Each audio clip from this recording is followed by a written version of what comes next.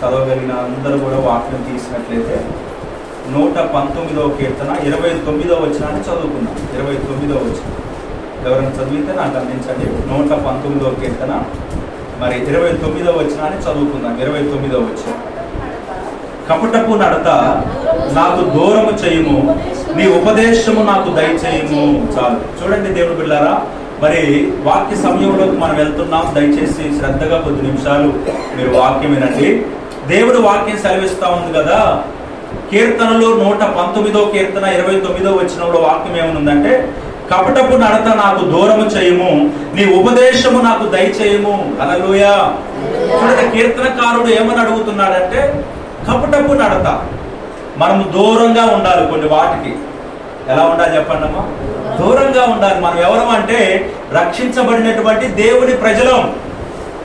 మనకి లోకానికి అసలు సంబంధం లేదు. మనం ప్రత్యేకించబడినటువంటి వారం.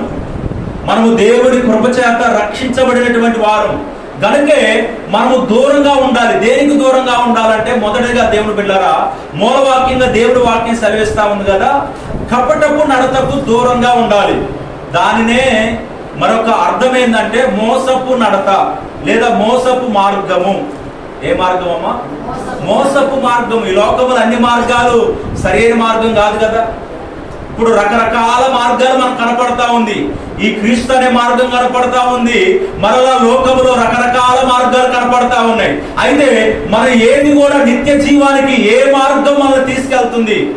ఏ మార్గం గుండా వెళ్తే మనం ఆ పరమకు వెళ్ళగలుగుతాం? లేదా యేసు ప్రభు మార్గంలో ఉన్నామని మనకు అర్థమవుతుందంటే దేవుని బిడ్డలారా, ఈ లోకములో చెడు మార్గం ఉంది, కపటపు మార్గం ఉంది, మోసపు మార్గం ఉంది, హత్య చేసే మార్గం ఉంది, పాపపు మార్గాలు ఉన్నాయి, ఎన్నో రకరకాల మార్గం ఉంది. దాంట్లో ఒక భాగం ఏంటంటే కపటపు మార్గం అంట. ఏ మార్గం అమ్మా? అదే మోసకరమైన మార్గం. సామెతల గ్రంథం అందుకే తెలియజేస్తా ఉంది కదా, మనకి సామెతలు చదివినప్పుడు ఎక్కువగా జ్ఞానం వస్తుంది. సామెతల్లో చాలా వాక్యాలు రాయబడతా ఉన్నాయి.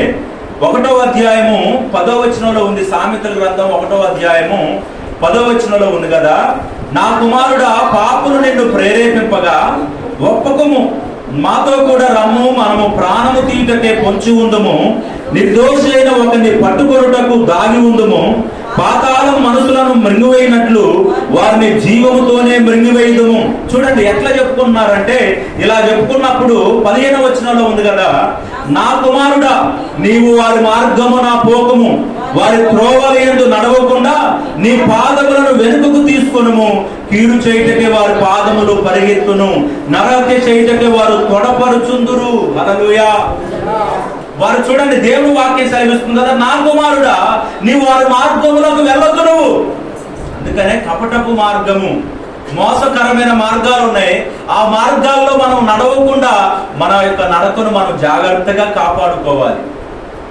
ఒకరిని చంపాలనే ప్రయత్నం చేసే మార్గాలు ఉన్నాయి. ఒకరిని పాడు చేయాలనే ప్రయత్నం చేసే మార్గాలు ఉన్నాయి.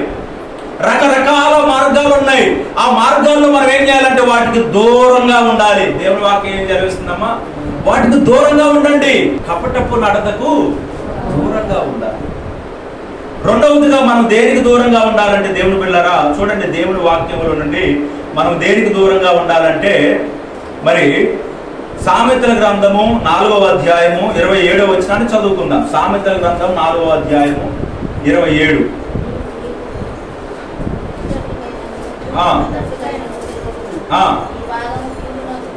నువ్వు కుడి తట్టుకైనను ఎడమ తట్టుకైనను తిరగకము, నీ పాదమును కీడునకు దూరముగా తొలగించుకొనుము. హల్లెలూయా. రెండోది దేనికి దూరంగా ఉండాలి? ఈ రోజు వాక్యం అంశం అంతా కూడా దూరంగా ఉండాలి. అటైతే మేము చర్చికి కూడా రాములయ్యా, దూరంగా ఉంటాం. అట్లా కాదు, ఈ దూరం కాదు.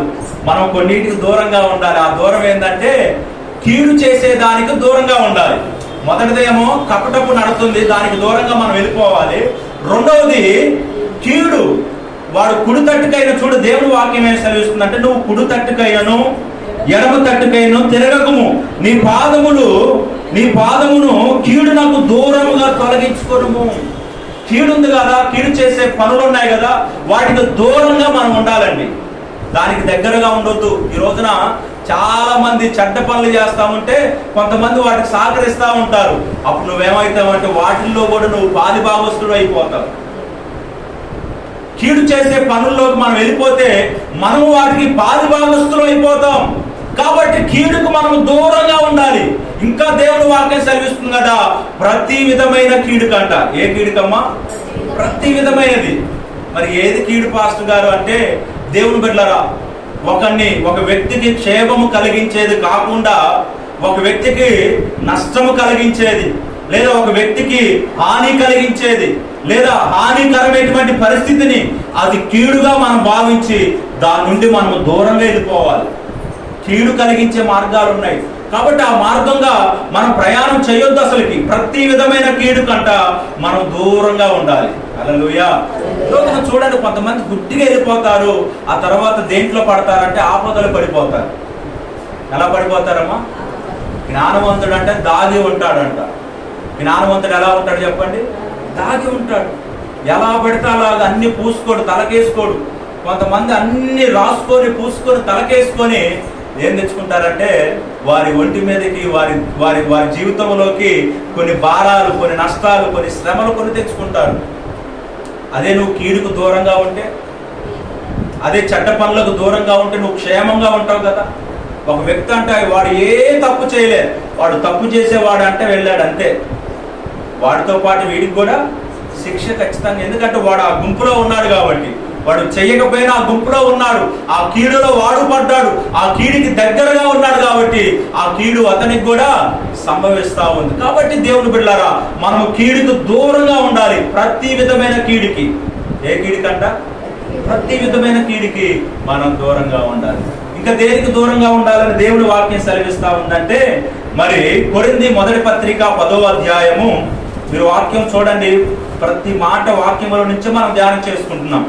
మరి కొరింథీ మొదటి పత్రిక 10వ అధ్యాయము, కొరింథీ మొదటి పత్రిక 1వ కొరింథీ మరి 10వ అధ్యాయము 14వ వచనంలో వాక్యం సెలవిస్తా ఉంది. 14వ వచనం. కాబట్టి ప్రియులారా, విగ్రహారాధనకు దూరంగా పారిపోండి. హల్లెలూయా. దేనికి పారిపోవని చెప్తుంది? విగ్రహారాధన. మనం ఒకవేళ చేసి ఉండొచ్చండి. ఇక మనం వాటి జోలికి వెళ్ళొద్దు, వాటికి దూరంగా పారిపోవాలి. ఎందుకంటే అవి జీవము లేని, వాటిల్లో అపవిత్రత ఉంది. విగ్రహారాధన ప్రభావములో దేవుని బిడ్డలారా, వాటిలో సరి అయిన జీవము లేదు. దానివల్ల మనం బ్రతకలేము. కాబట్టి దానికి కూడా దూరంగా పారిపోవాలి. మీరు దాని దరిదాపుల్లో కూడా రావద్దు అని దేవుని వాక్యం సెలవిస్తుంది. చాలా మంది అంటారు, నేను చెయ్యను కానీ చేసే వాళ్ళతో వెళ్తానయ్యా. అసలు వెళ్ళొద్దండి. మనం దానికి దూరంగా ఉండమని దేవుని వాక్యం సెలవిస్తూ ఉంది. నువ్వెందుకంటే ప్రత్యేకించబడినటువంటి వ్యక్తి కదా.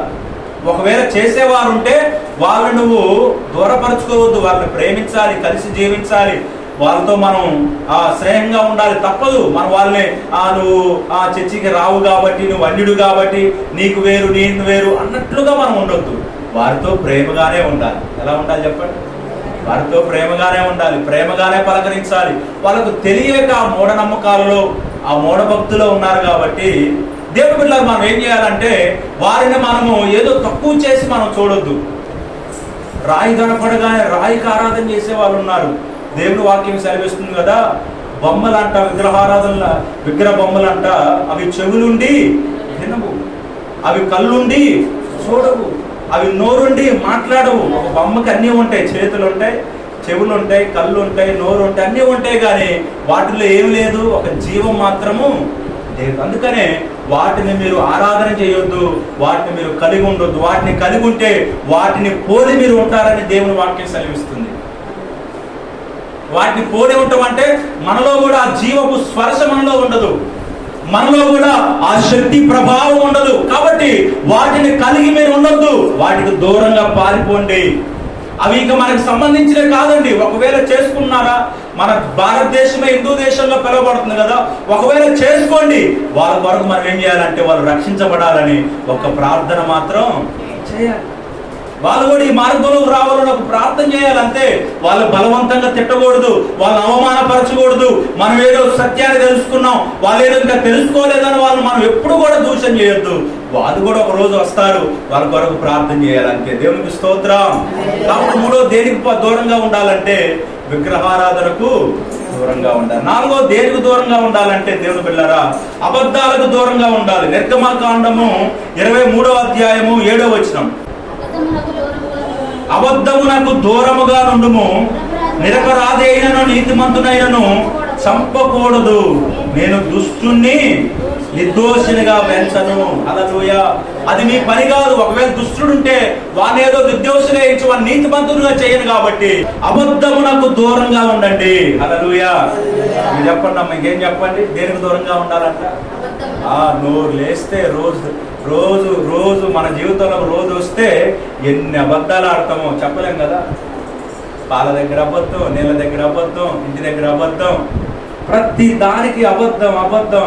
నోరు తెరిస్తే అబద్ధమేనండి. అందుకని దానికి కూడా దూరంగా ఉండండి. మన మాట అవునంటే అవును, కాదంటే కాదు. మనం ఎవరు అంటే సత్య సంబంధులం, అంతే. మనం అబద్ధం ఆడవలసిన పరిస్థితి మనకు లేదండి. మాటికి చీటికి మాటికి నోరు తెరిస్తే ఒక అబద్ధం, ఇంకొక అబద్ధం అట్లాగా కప్పుపుచ్చుకోవద్దు. మనం ఏంటంటే అవునంటే అవును, ఇది సత్యం, ఇది అవును, ఇది కాదు, అంతే. ఇంకా మనం అది దేవుని బిడ్డలం, యథార్థవంతుల లక్షణం అది. కాబట్టి అబద్ధానికి కూడా మనం ఎలా ఉండాలి చెప్పండి? దూరంగా ఉండాలి. ఒకవేళ అబద్ధాలు ఆడేవారితో ఉంటావా, నువ్వు సహవాసం చేస్తే నిన్ను కూడా ఆ గుంపులో కలిపేస్తారు వాళ్ళు, అంతే. నోరు తెరిస్తే కొంతమంది ఏమో చెప్తారని కథలుగా అల్లుతారు. మనకు రావా మాటలు. కొంతమంది కథలుగా నోట్లో నుంచి బలగా అల్లుతా ఉంటారు. అది వాస్తవం కాకపోయినా వాస్తవం అన్నట్లుగా అట్లాగా రకరకాల మోసపు అబద్ధాలతో కూడినటువంటి జీవితం ఉంది. కాబట్టి దేవుని బిడ్డలారా, మనం ఏం చేయాలంటే అబద్ధానికి కూడా దూరంగా ఉండాలండి. నోరు తెరిస్తే దేవుని బిడ్డలారా, అది సత్య సంబంధులు కాదు. చూడండి, అపవాదంట అబద్ధానికి జనకుడు అంట. అపవాదం ఎవడు చెప్పండి? అబద్ధానికి జనకుడు అంటే దానికి వాడు తండ్రి. వాడి నుండి అబద్ధం అనేది పుట్టింది, వారి నుండి అసత్యం అనేది పుట్టింది. సత్యం పలకకుండా, నిజం పలకకుండా చేసేది అపవాది తంత్రాలు. కాబట్టి దేవుని బిడ్డలారా, మనం అబద్ధమైన ఆ తంత్రములో మునిగిపోవద్దండి. వాటికి మనము దూరంగా ఉండాలి. హల్లెలూయా. వాటికి మనము దూరంగా ఉండి సత్యాన్నే పలకాలి. మన వాటితో నీతిమంతుడు నష్టము కలిగినా సత్యమే పలుకుతాడు, నిజమే పలుకుతాడు. వాడు ఏ పరిస్థితులు వచ్చినా ఒకే మాట పలుకుతాడు, ఆ మాట సత్యం. దేవునికి స్తోత్రం. మళ్ళీ చూసి వీళ్ళ దగ్గర వాస్తవం ఉండదు, వీళ్ళ మాట అసలు నమ్మకూడదు అనే సాక్ష్యాన్ని మనం పొందుకోవద్దు. వాళ్ళ మాట మనం నమ్మాలి. ఎందుకంటే అతడు నిజాయితీగా మాట్లాడతాడు, నిజాయితీ అయినటువంటి మాటలే వస్తాయి. ఆయన నిజమే చెప్తాడనే సాక్ష్యాన్ని మనం పొందుకోవాలండి. ఇప్పుడు కొంతమంది ఏదైనా తప్పు జరిగితే మనల్ని అడుగుతూ ఉంటారు, అయ్యా ఇది నిజమేనా కాదంటే, మనం నిజం చెప్పే వాళ్ళం అయితేనే అడుగుతారు మనల్ని. మనం నిజంగానే సలహా ఇవ్వగలిగితేనే మన సలహా కూడా అడుగుతారు. వాస్తవానికి మనం నిజంగానే నిజం పలికి సత్యాన్ని చెప్పగలిగితేనే మన ఆ స్థితిలో అడుగుతారు. మనం కూడా దాన్ని ఇట్లా కాదా ఇట్లా చేసుకొని మోసపూర్తిగా చెబితే దాన్ని మోసం కలిగజేసేదని నీ దగ్గర ఎవరు సలహా కూడా అడగలేదు. దేవునికి స్తోత్రం. నేను పరిచయ కొరకు కొంతమంది సలహాలు అడుగుతా, మోసపరిచే వారి మాటను అసలు ఒక్క మాట కూడా తీసుకోండి.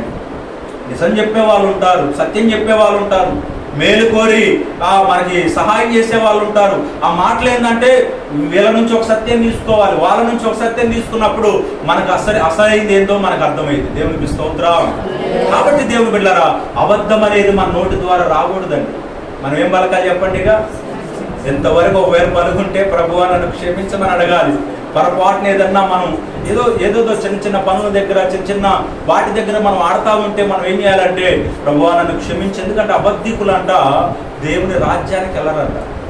విగ్రహారాధికులు, త్రాగుబోతులు, అబద్ధికులు దేవుని రాజ్యానికి వెళ్ళరని దేవుని వాక్యం సెలవిస్తూ ఉంది. కాబట్టి మనం ఎంత ప్రయాసపడేది ఎందుకంటే దేనికి చెప్పండి అమ్మా? ఇక్కడే ఉన్నామా? భూమి మీద ఎవరో స్థిరం కాదు కదా. ఇక్కడ ఉండటానికి ఈ ప్రయాస.